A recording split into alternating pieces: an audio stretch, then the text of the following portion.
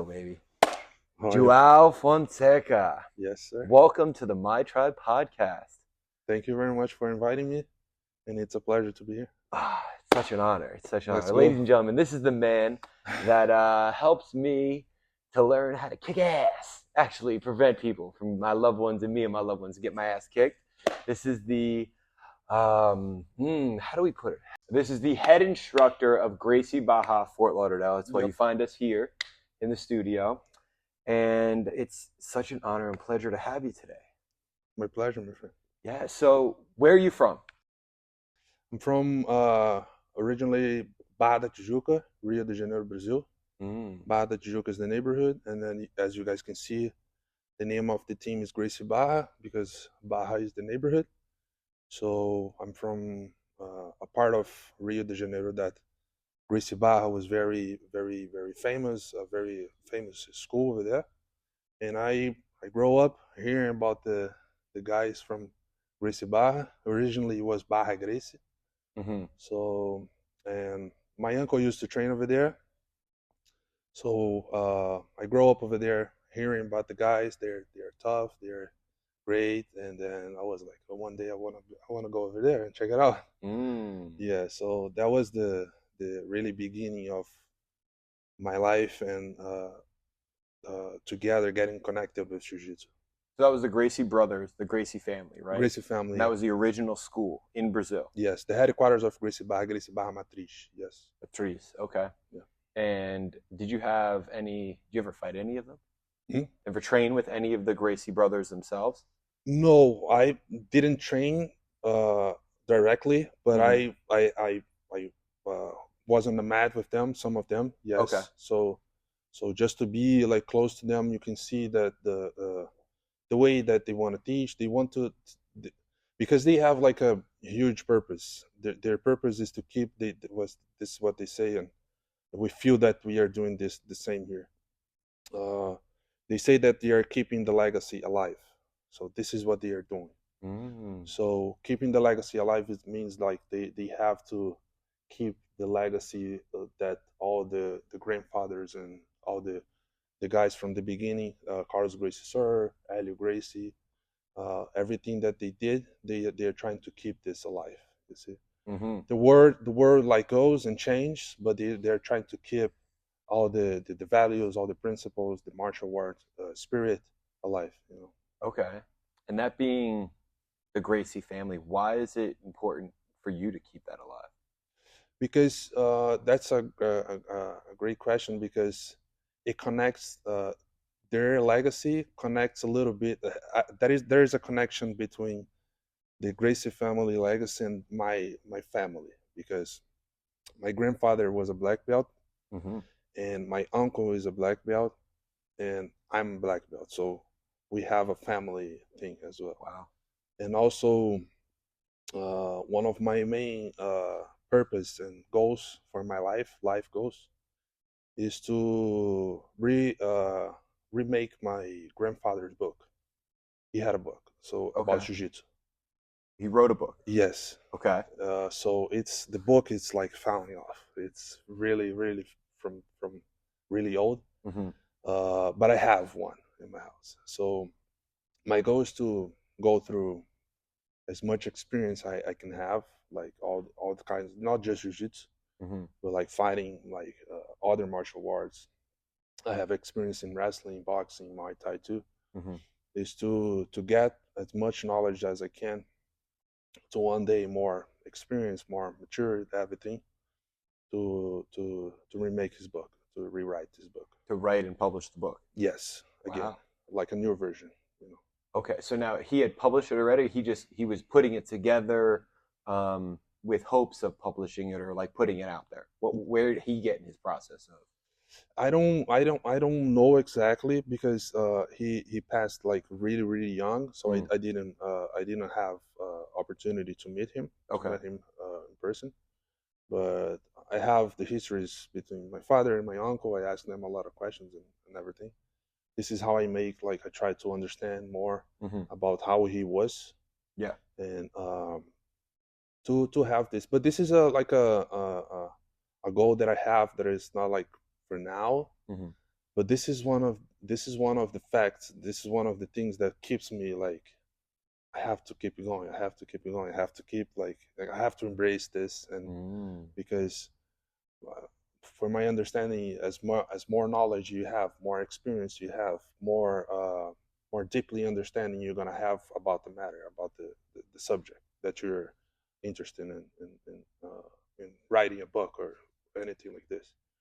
So that's the one of my purposes. So going back to the question, the Gracie family, they have this, right? They have this legacy in the family, and I feel the same way. I discovered this. I realized this like a couple of years ago. I was A like, couple oh years my, ago. yeah. Okay. I was like, yeah, that makes when my father, another history. Uh, so just my uncle had a one book, because this is like very very limited edition. It's not like a famous book, but Hmm. it's as it's from my father. So, Yeah. feel like, yeah. But the book is like the secrets of Jiu Jitsu. That's the book, Hmm. and there's a lot of things inside. And my father didn't have like one, Okay. and my father's like, I need one, you know. And then he was looking around, and he went to eBay, and he offered up like this, and the guy was selling for like 300 reais, like Mm. $300. Gotcha. And my father's like, I'm gonna buy it. Like, it's for me, it's super cheap, because Hmm. it's my father book. This guy doesn't know, but if he charged like 10,000, I will find a way to buy it. And then he got it, and then he's before I moved here, he gave it to me. Okay. My father gave it to me, the book, Wow. so to me to care with me. So it was your grandfather's book, The Secrets of Jiu Jitsu. Yes, And then your father was like, I'll buy anything for it. And then he handed it off to you as yes, you were about to embark on your trip to exactly. America. Yes, Tell me a little bit about that. that was a challenge, but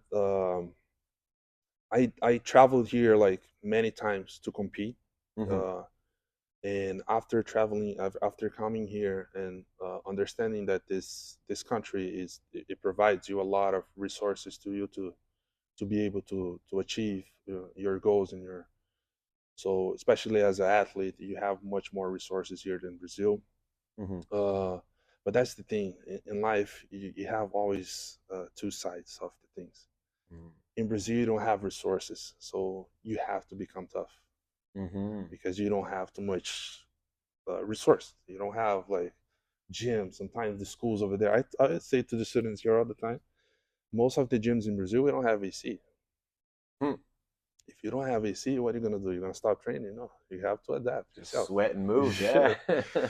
Well, here you have AC. I'm not saying like this is a huge difference, but it makes a difference because if I sometimes I when I in the summer here I turn off the AC, people are like, Mm. "Oh my gosh, I'm sweating." Yeah. So, but having to you to be able to have like a very good progress in the athlete life and the athlete career, you need resources. The resources makes you like help you in different all kinds of ways. Like for example, we go to a gym that have cold plunge. Mm. This in Brazil is the old school way. We got the ice and bow, bow. So here, like I go in the gym and I have a cold plunge over there. For me, this is amazing. You Hmm. have hot tub, you have sauna, you have everything. So after I realized that coming here sometimes, and unfortunately, the Brazil is going through some like difficult situations, difficult uh, issues like violence and things like this.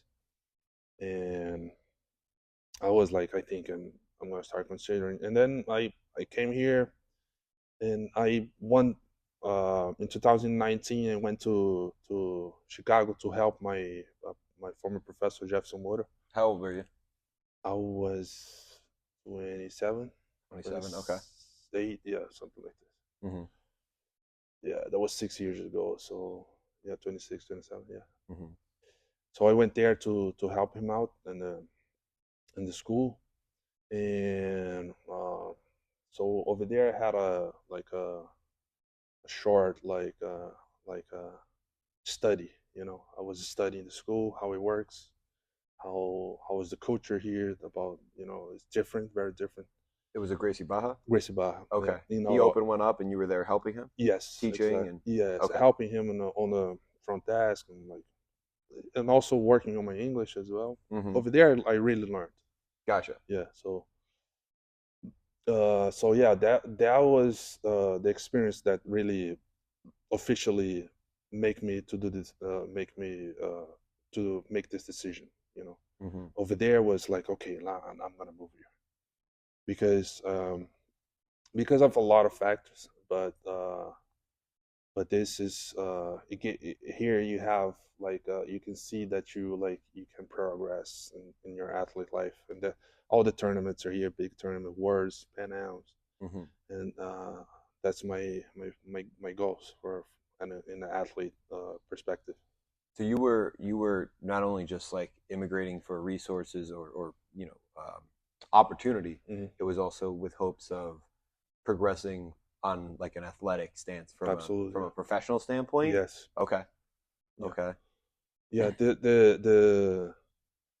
It's I have like a different perspectives in my life. I Mm-hmm. have my athlete side. Mm-hmm. For now, I have the responsibility here at the school, leading this school, Mm-hmm. and so it's something that I have to manage all the time. Mm-hmm. So it's not easy, but it is what it is. You have if you want to achieve something good, something big, you have to adapt. And over there, I learned more about the business itself, how to run a school, how to deal with the students, and also how to like turn off a little bit and take care of yourself, take care of your athlete part. It's hard, it's challenging, but it's rewarding. you Oh, certainly. How do you find balance? And I know at that time, I know you have a wife and a beautiful daughter now. Yeah. Did you have family at that moment in your life when you were Yeah, yeah, 26? yes, Wife and yes, daughter at the time? yes. I lived here for like 6 months at that time, 5 6 months. By yourself? Yes, Okay. I lived inside of the school in a room. Wow. Yeah, I know that's not the best way to do it. Listen, that's what it takes sometimes. Yes, but That's that was, and I say that this experience was a turning point on my life, totally. why. Not just because of the knowledge that I got, uh, like positive and difficult parts and great parts. The great part was like knowledge I got, my English. I got the knowledge on how to run a school, how to run a business itself, how to lead. But also I got the like little consequences. I got a little depressed over there. I experienced this for like first time in life. Mm. Got depressed. I got like panic and things like this. I didn't realize because I didn't have experienced this before. Mm-hmm. But after calling one of my professors from college, he's a very very good um, psychologist and very very nice guy. I call him and it's like your experience this and that, and you have to decide because if you keep going, this is gonna be down down down. Mm. So you have to make a decision, maybe come back to Brazil and reset everything again, and then start again with your family. Okay. Because without a family, you feel that you're not. There's something missing. Mm. One of the hardest part I remember, and this is not. I'm not saying that to you to feel sorry. No, No, no, no. But This this is is this, this is part of the thing. it's part of the journey for Yeah, sure. if you wanna achieve something good, man, something big, you have to accept the fact that you're gonna struggle sometimes. Mm. Gonna have a lot of obstacles, man. And nowadays, when the obstacle comes, and I was like, yeah, like come, let me overcome. I feel like I feel pumped. Mm. Um, yeah, but one of the hardest part was like I was at school and I see all the after we trained and everything was cleaning, blah blah blah, I was watching everybody going. Some of them were son, their daughter, going home, family, and I was like going to the opposite side, Oof. to the room, To That the was like, room. man, that was hard to do. Wow. But it's like being in this process for a long time, Mhm. like all the time, like for example, holidays. Yeah. That's I that's have, rough. I have, uh, I don't say these things to many people Mhm. because most of the times, most of people think that I'm saying this to like make you feel sorry and things like this. Mhm. I don't share this too much, but with you, I'm gonna share it because this can help someone Yeah, to be that's like inspired for someone. mm. But I went to like I feel like I was like in a movie, Yeah. because one day was the 4th of July, Okay. and I was inside of the gym, and it was raining in Chicago. The weather's, I think here's the weather is like up and down all the time, Mhm. and I was like inside of the gym a little depressed, and it was a holiday. The gym was closed. Mhm. Everyone was. They're all partying, having a great time with their family. Yeah. Yes. Yeah. I was in the window, Mm. and I was like on the other side of the road, like was like fireworks, Mm. pow pow, and I was like over there. I was like, oh, shit, what I'm doing here, you Mm. know. That was I still remember. So uh, the this little frames, Yeah. still on my mind, and like for example, when I use this today in my favor. So for example, when I compete, Mhm. when I'm about to enter on the mat, I pass all these things pass on my mind. Really? Yeah, and I think like the other guy didn't pass through this. He didn't Ooh. went through this.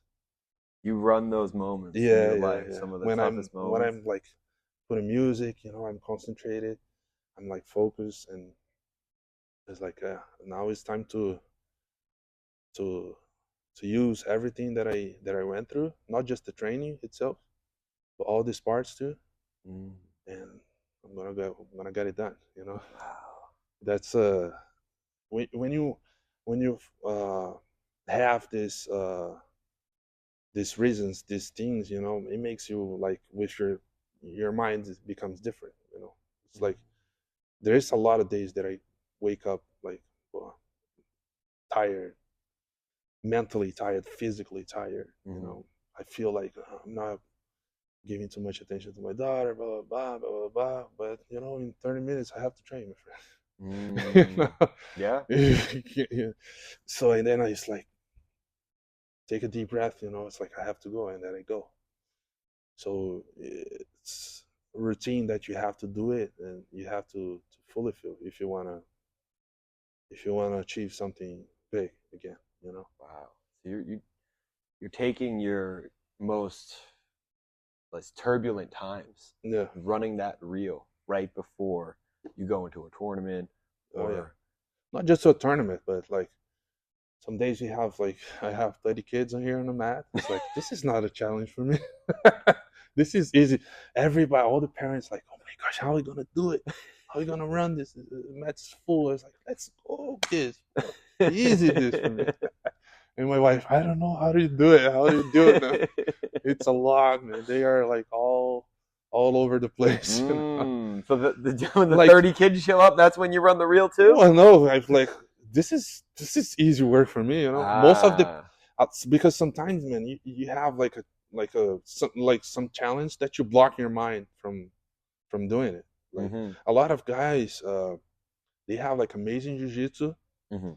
When they come here and to teach, Yeah. man, they get like they block, Mhm. because teaching is a different art.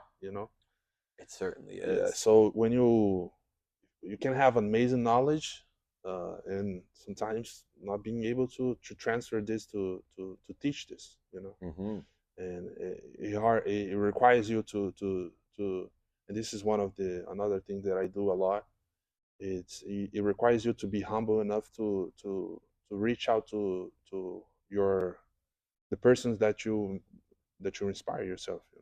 I called my former professor, for him, for other professors, like, what do you do? How do you do it? To get like more. A lot of people are like blocked for some types of attitudes, some Yeah. types of moves that no, why I'm gonna call someone to ask how to do it. They feel like no, especially when you have like a belt, when you have a black belt, they start like acting like I'm a black belt, like I know how to do it. It's like Wow. Wow. you gotta be consistently. Jiu-Jitsu teaches us this, Yeah. to be consistently being humble and understanding that you have something to improve. And Jiu-Jitsu teaches us this through the practice. Every time you are like consistently being challenged and putting in certain situations that oh, this is, I never been here. Your legs are crossed and your head is that way, the other head is that. It's like your hand is like trapped, and then blah blah blah. You have grips. That forces you to consistently you are being uh, uh, experienced that you are. It's like you have to really think in different perspectives and have to really like step back sometimes and ask for help. Ask for help. Ask, how do you do it? Sometimes you know how to do it, but you ask someone and they add like a little stuff and then you improve. Wow.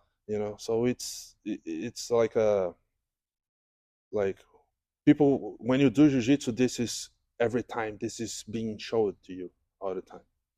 And then you have to transfer this to your life, to your professional, to work and everything. Yeah. Wipe the side of your mouth there. Okay. On that side, just want to be sure. Yeah, you got it. Talking too much. No, I just want to be sure nothing comes Yeah. up. You're talking just the right amount. Yeah. The thing is, this is your story. Yeah, this isn't anybody else's story. Everybody Yeah. always feels like they talk too much. And I'm like, no, this is your time to speak. Yeah, sure. This is your time to share your story and what you're so passionate about. How was the transition from learning the art of jiu-jitsu to teaching it for you?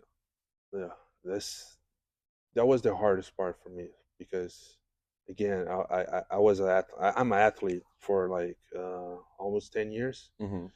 And being an athlete, you just need to absorb and be again, be humble enough to look for knowledge, but putting yourself in the other side, you have to take care of a lot of things.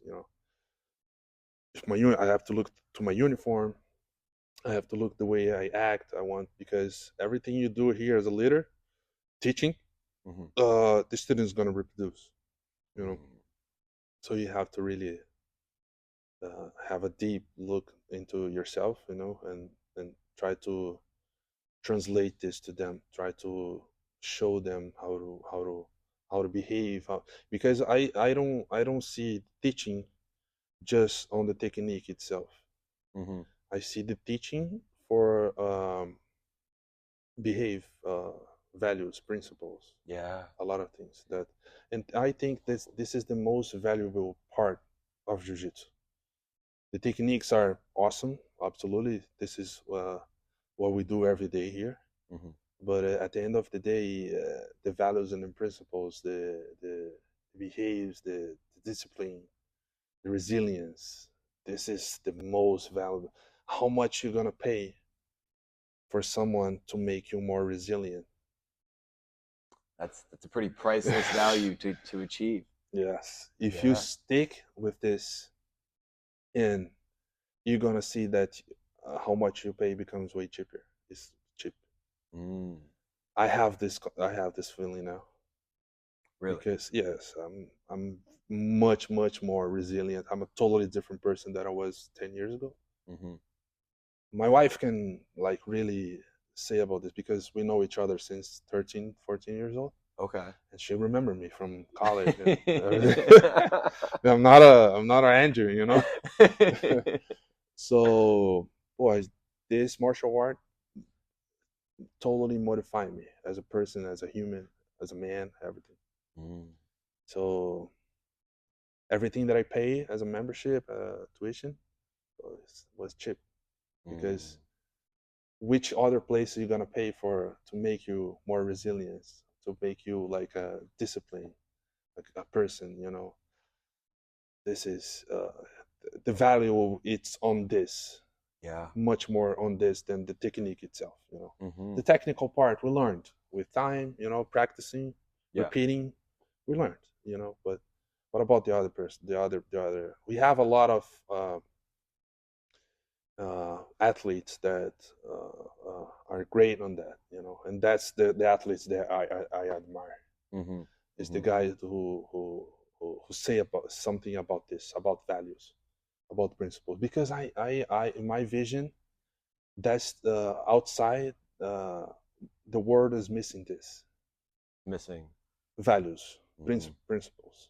Because Mm-hmm. when you do something wrong, what is wrong with the person? Is this, Mm-hmm. you know? So if everyone have, and this is very connected with the Carlos Gracie Jr. Uh, method and goal, is he really believes that if everybody practice jiu-jitsu, the world is going to be a better place, you know. That's Being his. outside of that door, it's kind of hard to understand, but being Yes. on this side of that door, Yeah, yeah, I certainly can agree with that. yeah, And the hardest step is opening that door. yeah, It's over there, I just know. walking through, and there are a lot of like perspectives. There's a lot of doubts. There's a lot of like rumors or things people talk about I know, jujitsu I know. on the outside Yeah, coming in, and but when you meet somebody who does jujitsu, it's almost like whether it be in this school specifically, another school, another Gracie Barra, yeah, or a whole nother yeah, sure. whatever affiliation, Yeah, there's a bond there that I think, whether it be a brotherhood or even a guy to a girl, there's a level of respect that one has for another human being. Oh, you roll. Oh, you jujitsu. yeah, Whatever, wherever you were in their book, you just leveled up a little bit. And the fact that I think it shows that you have vulnerability, you're humble, you you pay a fee to get beat up and learn every sure. day. Yeah. And like, what is that? What has that done for you in the sense of like? I know you said it's changed your life. Yeah. Can you tell a story specifically, how it's been, life altering for you? Why somebody should get into jujitsu? Yeah, I think everything that I say, like that I went through, like difficult situations, and if you really think about, like, after I went through and after I passed, after like I'm settled down, I was like, jiu-jitsu helped me to overcome that situation. Mm-hmm. For example, I have a lot of injuries. You know this, right? Mm-hmm. I have some injuries that I went through, like training for tournaments and everything. It's different when you practice this for a hobby, for like,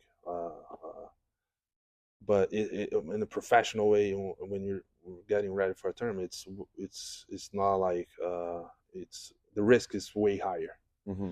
So, and it's your option to accept the risk or not, you know. So I have some injuries. Um, one history that I have, and one that I went through. It's another one is that it's very very very big. Is I was getting ready for the Pan American Mm-hmm. nogi, Mm-hmm. uh, and I was training. The tournament was on the weekend in New York.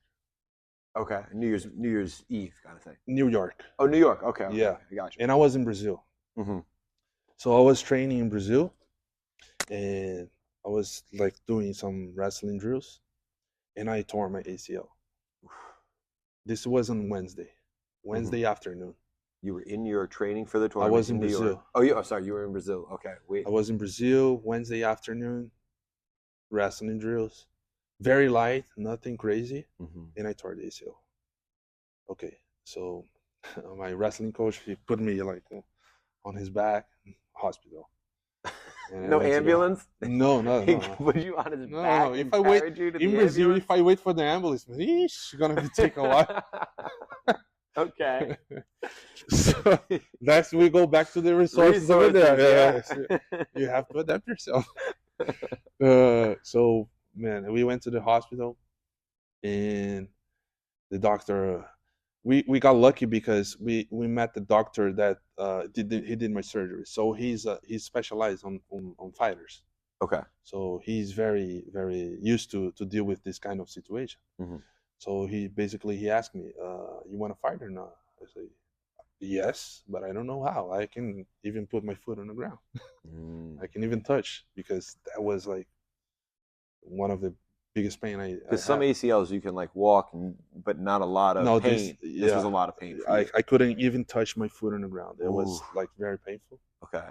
And then he said, "No, I know how to I'm gonna make it happen." I was like, "Okay, so make it happen. Let's go."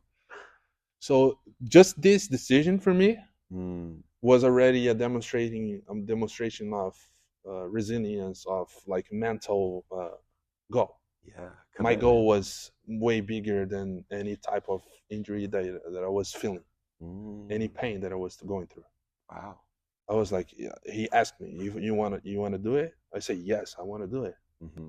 He say, I answer, yes, I want to do it, but I don't know how. Yeah. It's like, okay, I'm gonna take care of it. Leave the house. Then he put me in a room over there, and the nurse gave me like 2 shots. Like with the, I remember him saying, with this horse, 2 shots, double shot on him. I was like, okay, do whatever you want to do. I think it was cortisone. Okay. Yeah. Okay. To me to don't feel pain, and so and then, but the thing is, this was Wednesday afternoon. My flight to New York was Wednesday night, so I was over there like 3-4 p.m. Same day. Yeah, same day. Okay. And then that's a crazy history, right? Yeah. The medal is over there. I can show you. Oh, okay. Okay. So I went. I got back. I leave the hospital and I went home, calling my Haisa, my wife, and like, pack my stuff. I'm going really fast. I'm injured. Blah blah blah. And she's like, "Oh, what the hell? You injured?" He's like, "Yeah, you're injured and then you're flying." I say, "Yes." I don't know. I explained to you. And then she got nervous. She was crying. Blah blah blah. I was like, because I was putting my hands on the walls to be able to walk. Walk. Yeah, You're supposed to go up to New York to fight. Man, and then the main challenge was, okay, so I have to go to the airport. Okay, so I went to the airport, and then in the middle of the way to the airport, I realized I need something to support my walker or a cane. I need a walker. Yeah. And then I was like, oh my gosh, I need a walker. It's like, and then the guy who was driving me, and one of my friends in Brazil, he was like, I don't know, let me try to find it. It's like, let me call someone here. Okay. And then he called like one of his friends, and look how, like, I don't know if you or anyone who's watching this have like trust or faith, in someone that is guiding us. But look at what happened. We were in the car, and he called someone, and this guy was an Uber driver. Okay. So he called like the Uber driver, and I need a walker. Are you able to find someone? He's like, I don't know. He was with a passenger in the back. I don't know how do I find a walker. It's like, and the passengers, I have one. It's like, huh? What? I have one. You drop me off. I'm gonna go over there and I give it to you. Holy it's like, oh, I just got it. I just got a walker. Oh my gosh, man, that was everything connected. Wow, that was something crazy. This guy, I met him some days. He's like, remember that, man? That was crazy. It's something. Someone is guiding you for sure. So, and then this guy got a walker, and we met at the airport. He gave me the walker. one of the walkers were like stuck. So one was up and one was down like this. Imagine me, man. This Trying to lump that your was, way. man. Oh my goodness. And then I say to him like, "This walker's not fucking working," you know. And then he was like, "Okay, so how do I can't handle you. I can't lift you up, man, because I couldn't walk." Yeah. And then he put me in the bag, the luggage. On the luggage bag? Cart. Oh, the luggage cart? And I on top of the bag, I was like, and I was like this. And you couldn't bend your knee or put weight on your knee? No, not at all. I wasn't even trying because it was hurting. So he gave you the 2 cortisone shots. You made it More to the medicine, airport with yeah. the walker, and then Yes. So and then I went to the check-in over there. The person was doing the check-in was like, what? And the guy was like, I need to do his check-in. He was like he gonna fight in New York. It's like, you're gonna fight? Yeah, I don't know. It was like a messed up situation. The movie. No one was understanding anything about it. Not even me. I wasn't even thinking about it. And then I did the check-in. I got on the flight, and then I was like disturbing the guy on the flight to, not disturbing, but I was consistently asking him to give me ice so I can put it. Yeah. Yeah. I think the word is not disturbing, but I was like consistently asking him. Yeah, you needed ice. For help. Yeah. It's like, and I was like, oh my gosh, I will need to explain to him what's going on here. It's like, yeah, I'm going to New York. I'm going to fight. It's a big tournament. It's not a small tournament. And I think I did something on my knee. Mm-hmm. I hurt my knee because I didn't knew it at that time. Yeah. That it was like completely torn ACL. Yeah. So I messed up my knee. It's hurting a lot. Mm-hmm. My knee needs to be up. And then she like, okay, I move you, and she moved me, and so I couldn't in a place that I can put my knee up. Gotcha. And the person was giving me ice all the time, so I was icing until I arrived over there. Mm-hmm. When I arrived over there, yeah. So when I arrived over there, mm-hmm. I was like, oh, now I have to make the walker works, mm-hmm. because I was by myself over there. Yeah. What? Your wife didn't go with you? No, just me. Just me. Not that she could carry you, but it was the when you say like you were like wolf. A lone wolf. Yes. I was feeling like this way. Wow. But at that time, my mind was so focused on the tournament that I was even thinking about these things. Okay. I was like automatically moved, Yeah. I realized everything after this, Yeah. Okay. And then I got there like on Thursday morning. Mm-hmm. It was very, very cold in New York. And I think this is one of the small facts that helped me with this, because I think when you are in a cold weather, that helps with like inflammation and stuff like it reduces inflammation. Yeah. Yes. So that's one point.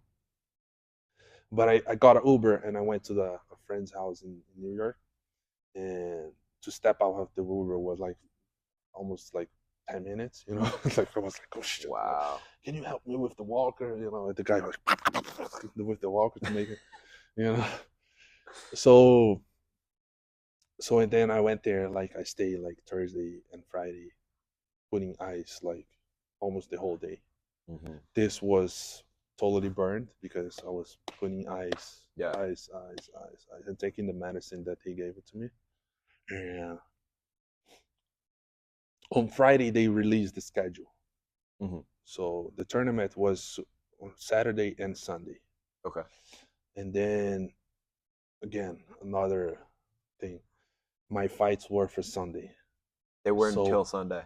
So Sunday was my fight. Okay. The schedule, they released the schedule. My fight got on Sunday, so I have one more day off to rehab, to rest. Whatever's left. Yeah. Yes. And then on Friday, I remember I was able to walk. I was like, let me try. I need to try it. I need to put it on.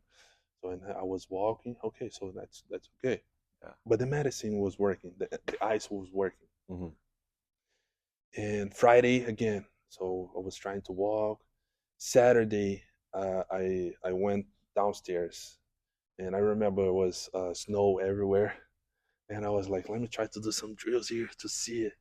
And I was like, I think if it's fine, it's all right. I was like, boom, let me try to sprawl, you know?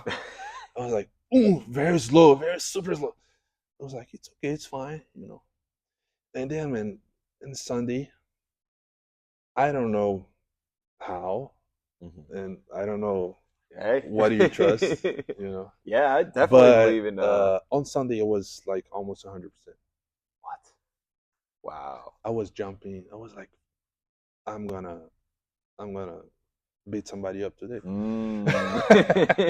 PG This, version, but I was yes. like, I don't have this. I'm gonna adapt. Again, jiu-jitsu. Jiu-jitsu is an art of adaptation.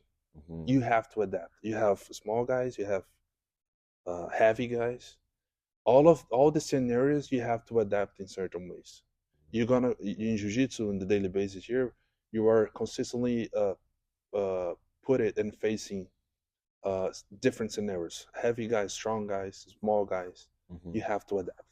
Gotta change If your I put game. it, yes, if you put you on the side control, for example, bottom, top, if you're in the bottom, it's a hard. You have to adapt. Yeah. You have to move. You have to make moves and make decisions over there. But the thing is, one decision, one wrong decision can end up everything. So you have to be smart. You have to think about it. You have to really be like to calm down yourself and be like, okay, let me think about it. Let me try to visualize the scenarios and to try to make the better decision. So when I was there and with feeling this, I was like, let me try to understand what's going on. Let me try to adapt. So my base was the right leg forward. I put it on the back. I transferred my leg to the back. You switch your I normal fighting switch base. because of this. Yeah. Because I don't Makes want. sense, but Yes, that's a big adaptation. exactly. So I don't want to expose my injury leg forward. Mm-hmm. You know. So and then I remember me in the warm up area. I was jumping. I put a song. I was like, I'm okay. I'm gonna. I don't have this, but I have my south, my honor, my goal. You know, everything Yeah. with me. All the things that I went through with me. Maybe I don't have. I'm not physically like 100%, but mentally, I'm good. Mm-hmm. You know, and I'm gonna try to use this. And then, man, the quarterfinals. I went to the semifinals. So I did the quarterfinals. I won like very strategic way, like trying to prevent too much, blah blah blah. I was injured, so I put in my mind my performance is not gonna be the best one, Yeah. but I'm gonna try to find a way, try to adapt myself, and try to find a way to win. Survive, adapt, Yes, and yes, win. defending more, like Mm-hmm. being not too much offensive, or defending, blah blah blah, and take advantage of the little opportunities that's gonna happen over Mm-hmm. there. You're fighting at a black belt level too. No, that time was a purple belt. You're a purple belt. Okay. Yeah, that was a couple of years ago. Okay. Yeah, so and then I did all this adaptation. I passed through. I won the quarterfinals. I don't know how. Mm-hmm. Like it was something. I went to the semifinals. I was doing very very very good. I was winning, and at the end of the match, I put in my this one in forward, but I didn't realize at the moment. I saw it after in the video, Okay.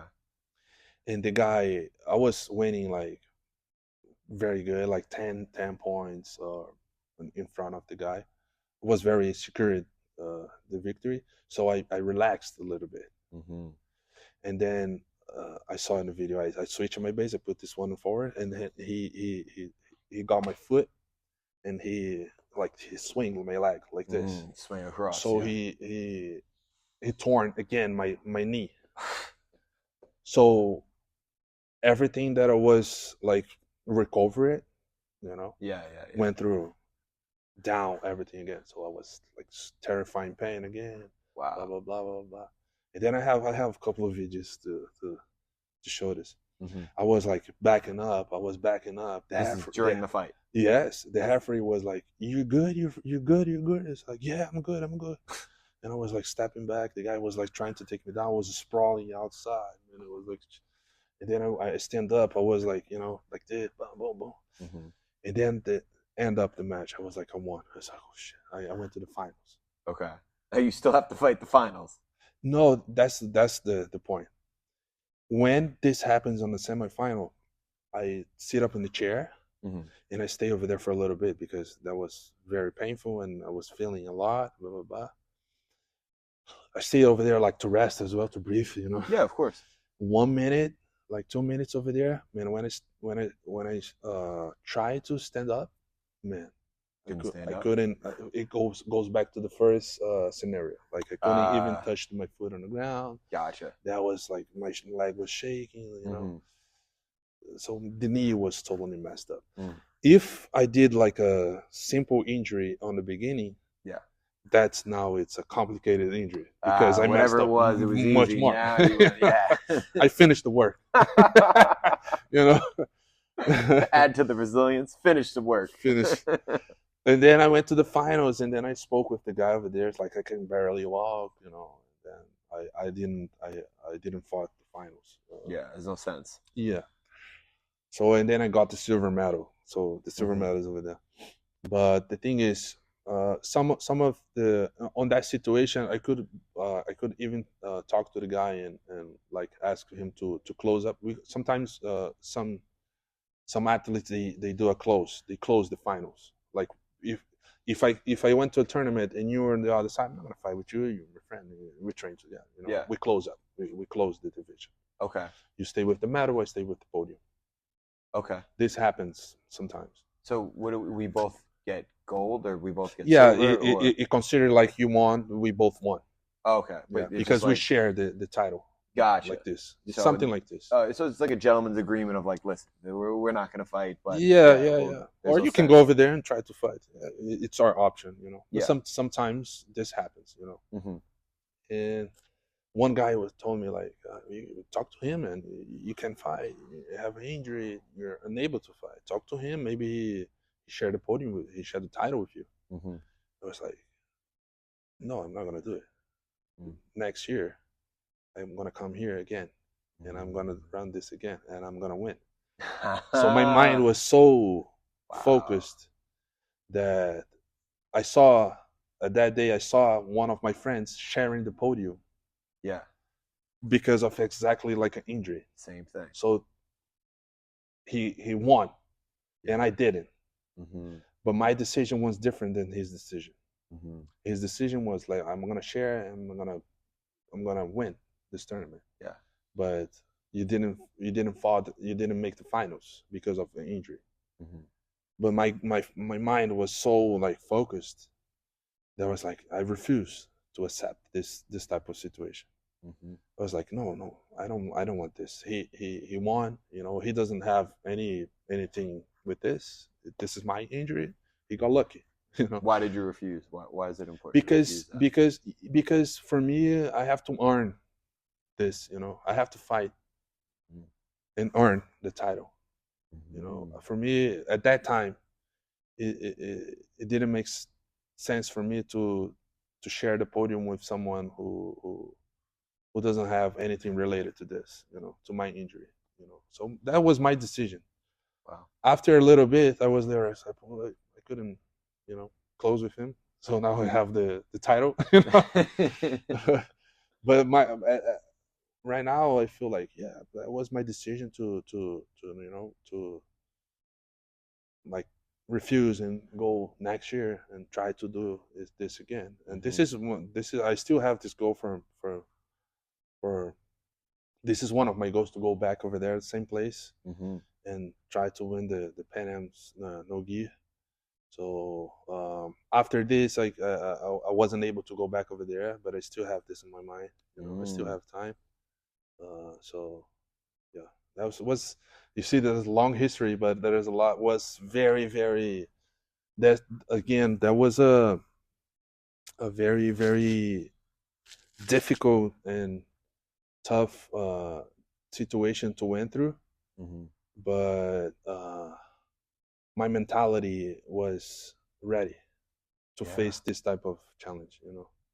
Well, what's interesting is, when we came across the subject of resilience, came across the subject of that, it wasn't the wall of gold medals. It wasn't the belt you have Yeah. hanging up. And you won a tournament a couple months ago. Yep. 2-3 gold medals. Yes. Those aren't the stories that initially came to mind. It was a massive, like, life-altering injury that you persevere through. Yeah. That you said, I'm gonna do it anyway. Yeah, sure. That is what to me is unbelievable, in the sense that if someone's going through something like that right Yes. now, that to me shows that it's not the easy wins. It's not the when you just show up and get gold. Yes, Yay, exactly. wee! I'm not gonna. I have this tournaments that I went there and like everything was great. I won, blah blah blah. But I'm not like this is not the most valuable wins for me.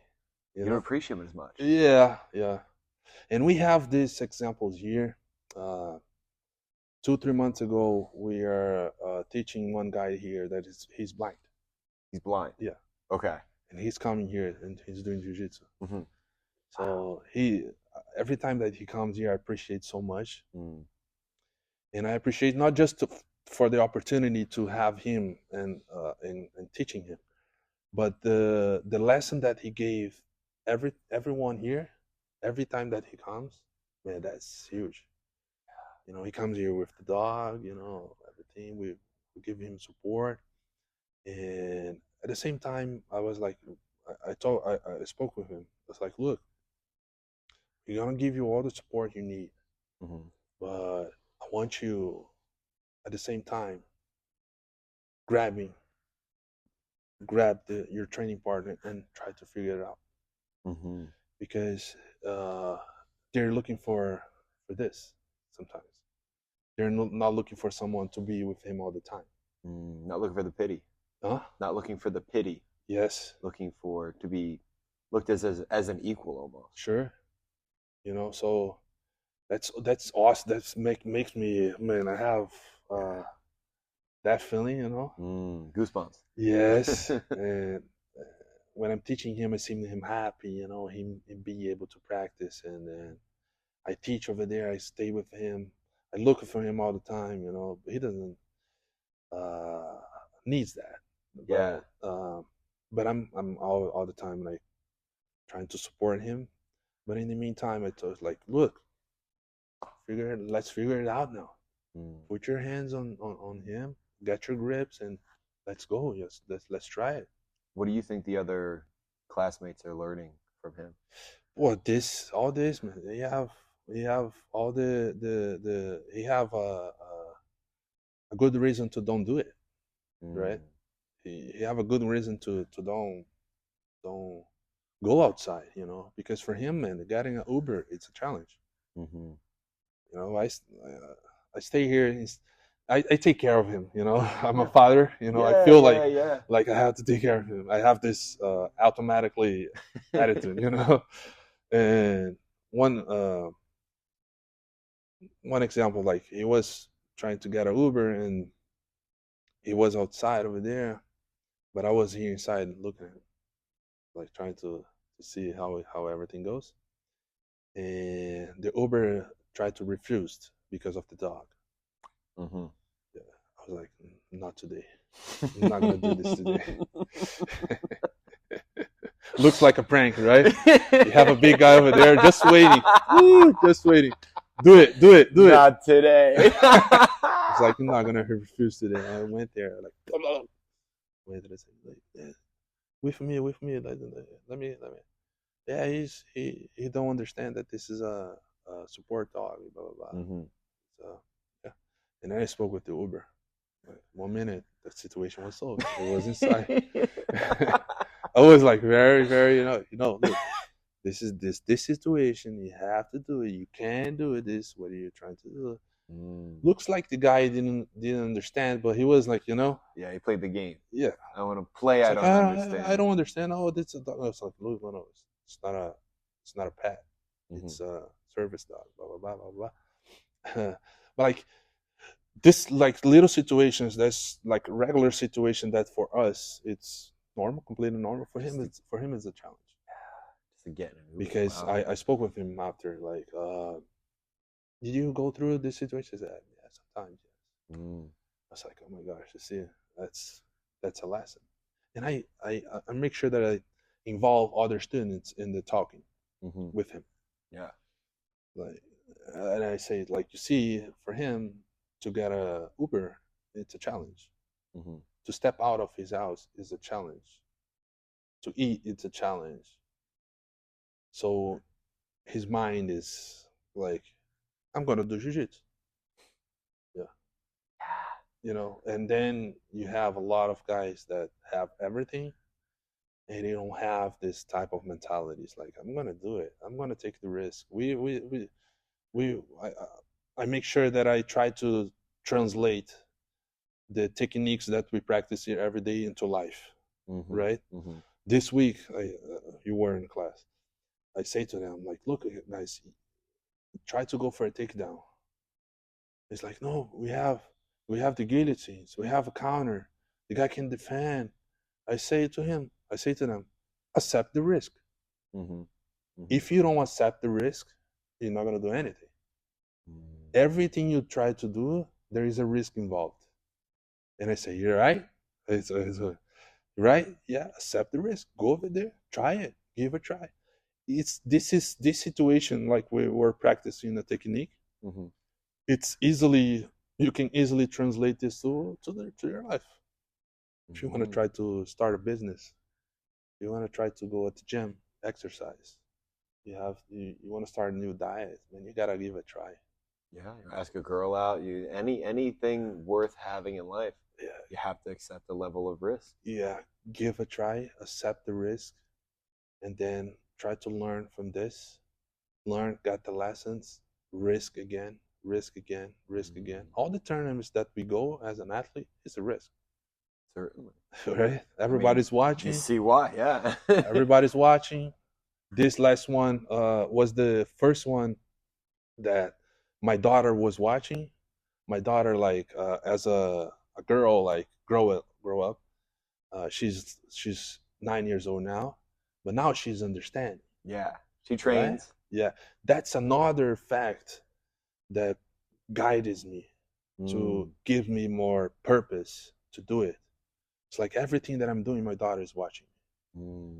So this is, yeah, I'm gonna go over there and compete for her, for you guys, for the students here, because we had a for Lauderdale tournament, right here, and then I was like, no, we have to represent over there. We have to go over there, and in my mind was like, it doesn't make any sense if I call everybody to compete, and I'm gonna go compete.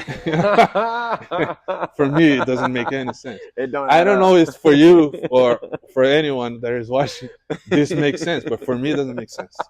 You're calling someone to go to the war, and you're gonna stay here like, yeah, do this, go over there, you know. Gotta lead from the front, baby. Yes. And then this is exactly what I post after. After calling the students, I went to the front line to stay with them, you know. And this was exactly what happened, you know. And but at the same time, I was doing for me, absolutely, for the students to go with you guys, and I was doing for my daughter too, because my daughter was up there watching, you know. And I was like, yeah, she's gonna remember that. Wow. You know, I know you were battling an injury then too.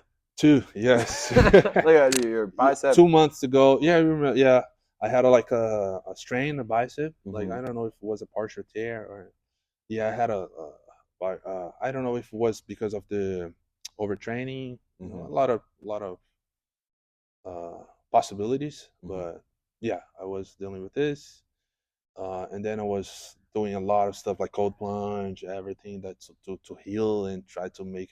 I was like managing my trainings, you know, everything to make this more safe, right? To don't get the injury even worse. Yeah. Do you think that having the injury and going into the tournament with these injuries, do you think that it gives you a level of preparation that it's almost like you have to be so much more precise with your recovery, your Yeah. training. I I'm almost seeing where it could possibly help you in the Hmm. sense of hinder and hurt you. Yeah, it definitely makes you smarter in Mm-hmm. your decisions, Mm-hmm. and you have to think twice in every decision you do. You Mm. know, every training I do, it's like I think about it. Yeah, When you don't have anything, you don't think about it. You just go. you just go. Yeah. Absolutely, you don't have an injury. It's the perfect scenario, right? But again, being a professional athlete and competing multiple times and training every day, like exposing yourself into other martial arts that I do, like wrestling, boxing, Muay Thai, Mm-hmm. you're consistently in the risk of getting an injury or doing this uh, in a certain level. Yeah. If you're doing this as a hobby, absolutely, the chances are way, way less, you know? Mm-hmm. So, uh, but definitely the injuries and the obstacles Yeah. that you went through, it makes you smarter in your decisions. You know, you Mm. have to think twice in every decision you do. Oh, You know, certainly. if you think on doing a cold plunge, for example, and with an injury, it's like I have to do it. Yeah, well, that's what I'm talking about. At this Yes. point, it's like it's a non-negotiable that I'm getting both my bicep and my body in the cold plunge. Non-negotiable that I'm going and doing cardio with my legs because I can't Exactly. lift and do Yeah. regular Yeah. training. Yeah. To me, It guides you it towards. almost Yeah. serves as an advantage to some Absolutely. degree. Yes. And I think this, I did this automatically. Mm-hmm. All the obstacles I have, I use this on my favor. It's like, okay, so I have this. This is an issue. This is an obstacle. Mm-hmm. So I have to take this and try to be smarter on my decisions. I have to be more disciplined, work on my discipline, work on my diet, on my supplements and everything. Wow. Because I have to take care of this way more than a athlete that doesn't have that. Yeah, I mean, they're Like just going through their cold. regular training, their regular stuff. They probably won't even get into a cold plunge. Exactly. Cold plunge is a challenge, you know, it's a challenge. Yeah, it So certainly is. with these injuries, like I have to do it. I don't like a guy who doesn't have injuries, like, you know what? That's okay. I don't need I'm that fine. today. Yes, yes, I yes. worked out. Yeah, It's gonna yeah. be okay. Yeah, but that's a great point of uh, like you it's a different perspective, right? Thinking Yeah, like the injury can help you that's sometimes. kind of where That's I'm seeing totally all weird. of Yeah, these stories of how yeah. it's like This is how it's totally been weird beneficial. to hear, right? Yeah, Yeah, like at the end of the day, I'm like, oh shit, these are helping. All the obstacles in life are actually helping as opposed to yes, hindering. When we yes, think everything that's going wrong is the end of the world, we think of blown out knees. Oh my gosh, I can't fight again. yeah, No, I'm fighting. I'm going. I'm yeah. getting there. I'm And finding a walker. this is we go back to like really principles of life, you know. Mm-hmm. An easy life creates a weak person. Mm-hmm. A tough life creates a tough person, you know. It's Agree. this. Yeah. And this is we go back to the really beginning of the conversation. In Brazil, the life is tough. Mm-hmm. Life is tough. To have a phone over there, a good phone over there is hard. Here, man, having an iPhone, it's pretty much achievable. Middle of the road. Yeah. Yeah, you can find, you can have it. Having a good car here. Well, if you work hard, you know, boy, you are rewarded. You can achieve. In Brazil, you can. Mm.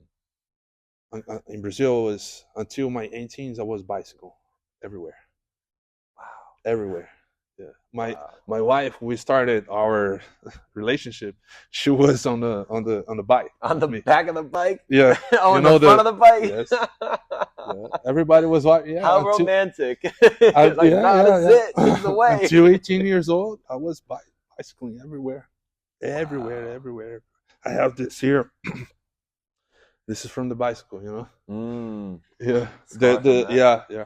Wow. So yeah, it's a tough life creates Mm. you a strong person, you know. So that's how I try to teach here sometimes, you know, putting you guys accepting challenges and with the kids, with the teenagers, you know, make sure that I prepare them from for life, you know, Mm-hmm. because I say to them like, look, you're gonna face challenge, you gotta be ready to accept this and overcome, you know, have the mentality to really accept this and the challenge here is it's here in front of you.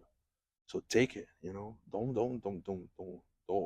even think about it. Like not facing this, you know. Face this, give your best, and that's it, you know.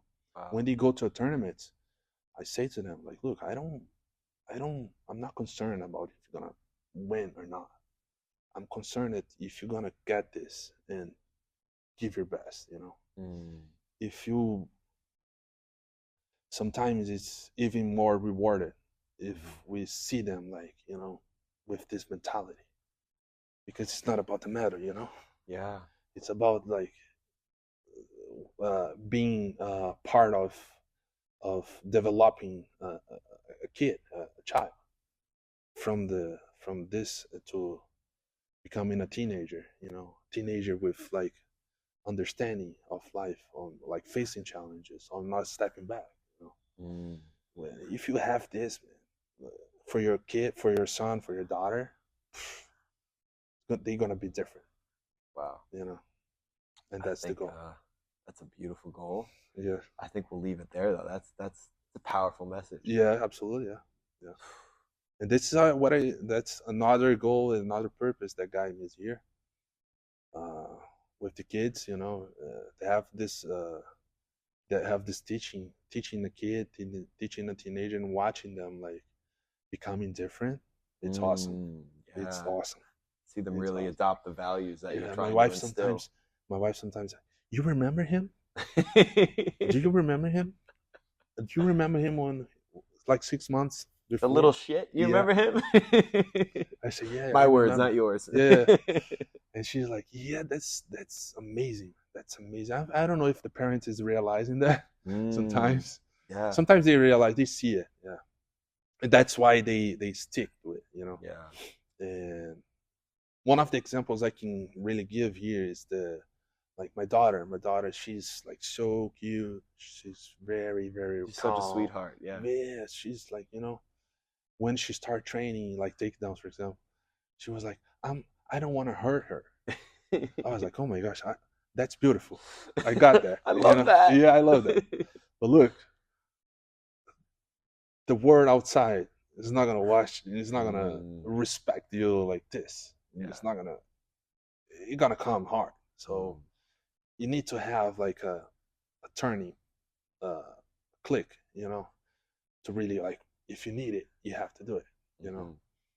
And then my concern with her is to try to give her like challenges to face and to try to understand that this is you're training your mind and your physical part, but school, it's hard. You have bullies, you have all these things, you know, and she's gonna face this in certain point. Of course. So she needs to be able to have an attitude, a decision to like, I don't accept this. And when you train takedowns, someone is trying to take you down, and it's your decision to like, I don't accept that. You're not gonna take me down. You know. Yeah. And this simple decision in a technical training, you being like exposed to this multiple times, you start like translating this to your daily basis, to your daily decisions. Yeah, set boundaries. I don't accept that. I'm not gonna accept that. Wow. Create limitations, you know. Yeah, this is well trained during the Jiu Jitsu practice, you know. Not just for kids, teenagers, but for adults as well. Absolutely. Yeah, there are many people in all walks of life that need to learn to not accept certain behaviors and circumstances and change them. Yeah. Change them. Well, thank you so much. It's such a pleasure and honor, brother. Thank you. It's been awesome. If you want to do one more time, I have more. Oh no, we're definitely gonna do it another time. I have more. Recently, I tore my pec. So we got more injuries, and we'll have more from then to now. But you know what? Everyone asks me, "What about this injury? You good, man?" I'm totally fine. I'm glad I'm having this. Yeah. You know, but because, you know, I have a lot of obstacles. One day, if God allows me, I can be an inspiration for someone. I can be an inspiration for a kid. every time that one student's here, like one kid, they got promoted, they got a stripe. Can I take a picture with you? It's like, absolutely, you can. You know, Let's say I think you're already doing that. yeah, I think you really are. You can say one day, but I I want to think do that more. day is, I want to do more. yeah. That's why I don't stop, and that's why I have my goals that are bigger and bigger. You know, I want to get into those goals next time we sit down. Oos. That's for sure. Let's go, my friend. Yeah.